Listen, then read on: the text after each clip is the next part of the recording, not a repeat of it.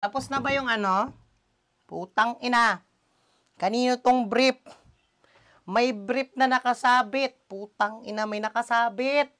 Bakit naman sinasabit? Kilala ko na kung sino to. Kilala ko na kung sino to. Tang ina, umagang umaga, may nakita akong brief. Until now, hawak-hawak ko siya. Kasi hindi ako makamove on eh. Hawak-hawak ko yung brief na to. Tang ina, sa doorknob, paano ko mabubuksan yung CR kung ang doorknob, sinasabi ko na talaga na may nakukutuban talaga akong naiinis ako eh. As usual, kinumpronta ko si Paye. Kasi si Paye lang naman yun eh. Oo, tas na nalaman ako. Yung brief pala na yon kay Kiana. Paye, bakit may brief sa room mo? Nagbi-brief ka? Di ba dapat panty ka, Paye? Sa girlfriend ko yan kay Kiana. Kay Kiana to? Talaga eh. Kiana ha, pinagbigyan ka namin dito.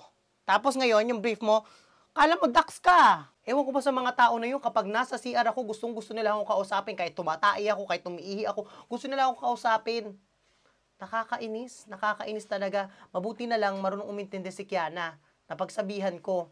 Kaya itong brief na to, tapon na to. Tangina, hindi ko ini-expect na Kiana, pinagkatiwalaan kita. Binigyan ka namin ng chance ni nila Mama Marie. Tapos ganito, yung brief mo, itasabit mo lang sa doorknob. Naku, nakakainis. Ay, kakainis talaga. Basta, alam ko, maging maayos kayo ha. Huwag kayong putang ina naman kasi. Ilang beses ko kayong pinagsasabihan eh.